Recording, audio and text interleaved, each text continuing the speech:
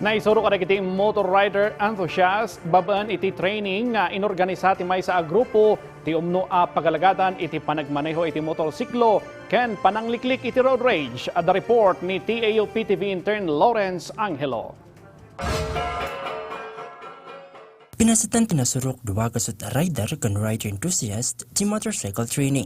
Ana nga iti Baguio City. Indalwan da ito iti pusong ride guardian emergency network wenno Piarjan Cordillera.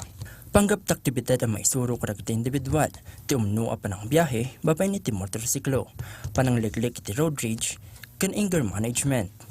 So, nagbubuo ang Pusong Ride Guardian dito sa Cordillera ng isang team para tumulong sa community. Yun yung pinaka-core ng aming organisasyon.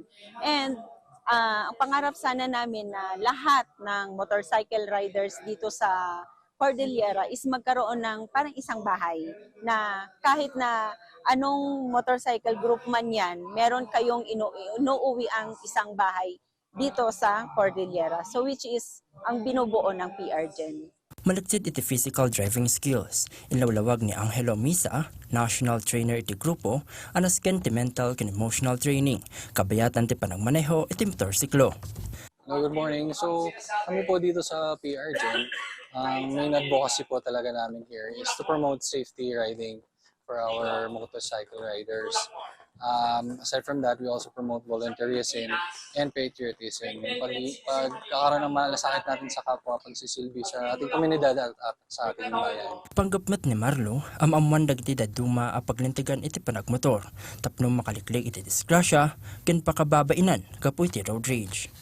Matagal na ako nagmumotor pero gusto ko pang madagdagan yung kaalaman ko. Yung mga basic na kahit alam naman natin, gusto kong alam mo yun, parang ma-refresh. Napatag tinasao at training karagiti delivery riders. Kanda dumapay ng individual ang motorsiklo. Ter aramaten da iti negosyo kun inaldaw nga panagbiag.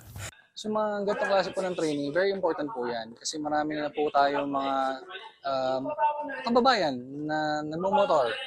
So mga riders, whether you use it for your transportation from point A going to point B, whether you use it for your own panghanap buhay, kung the-delivery rider ka, naghatid ka ng pasahero, or simply because you enjoy riding as a passion or a hobby, very important na you'll be able to enjoy it or do it in a safe way. Lawrence Angelo, para iti Pagilian.